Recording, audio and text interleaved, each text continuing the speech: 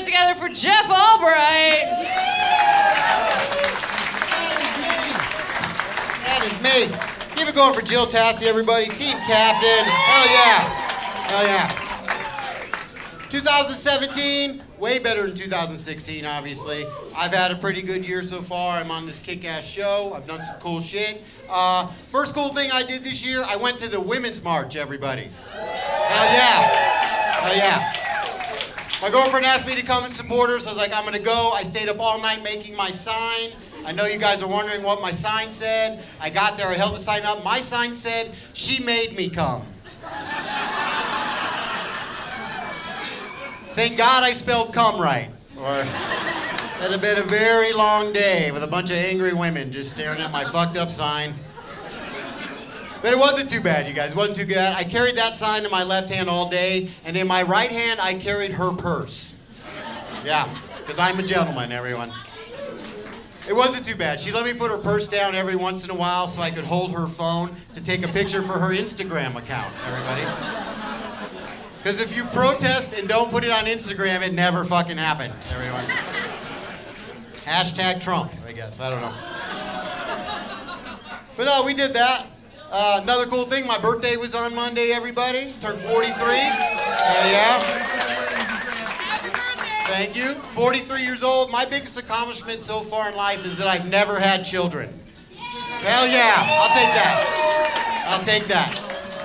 43 and I've never had kids. And I was starting to wonder about why. Like, is it something I'm doing wrong? Is there something in my diet?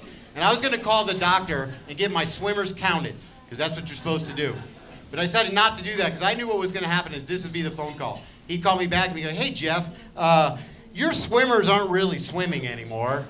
It's more like they're on a leisurely river rafting cruise.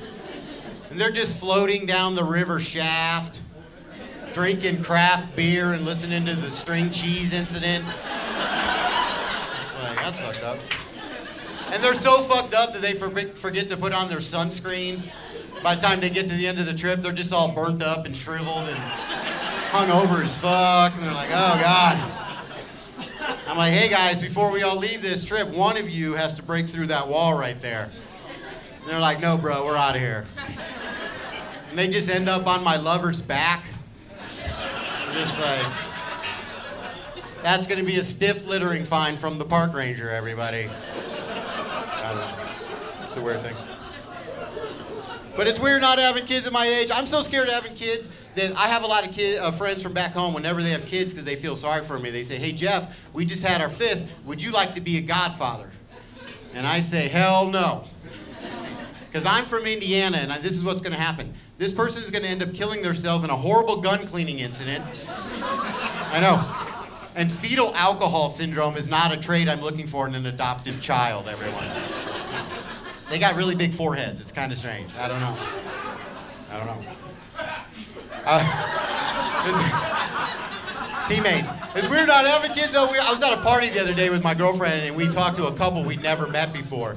And they asked us how many kids we have, like people do when they're making small talk. We said, "None." They said, "Oh, you guys are a couple of dinks." And I was like, "That's just racist. We're not even Chinese. I don't know why you'd say that." Fucked up. She said, "No, Jeff, DINK stands for dual income, no kids." I was like, "Oh, you mean fucking lucky."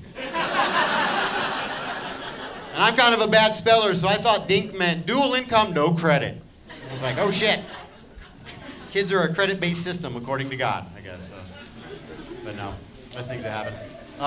Cold and flu season is here, everybody. I get a little worried about that. The show was coming up, and I woke up with a bit of the sniffles. I was really worried. My assistant came up to me, and she gave me a packet of Emergency. Are you guys familiar with this product?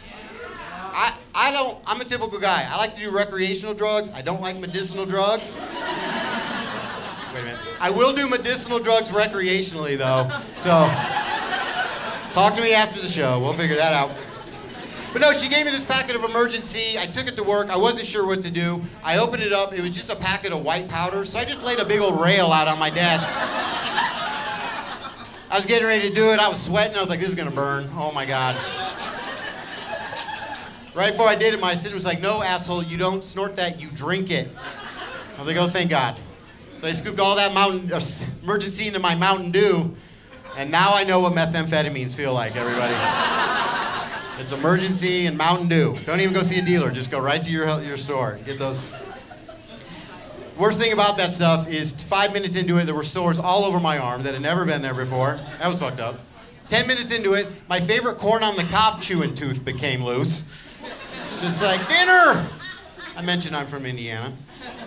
Here's the worst part. I'll leave you guys with this. The worst part about emergency and Mountain Dew is I had this overwhelming urge. It's like one of those late night commercials about not doing meth. And I had this urge to go to my grandmother's house and just kick her door in, shove her to the ground and just steal her VCR.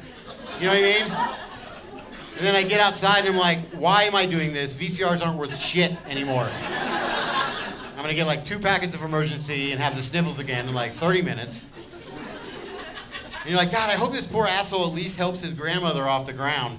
And I don't, everyone. Because I bought her the Life Alert for Christmas this year. And by God, I'm gonna get my money's worth out of it, everybody. All right, I've been Jeff Albright. You guys have been great. Let's go for Jill Tassie, everyone.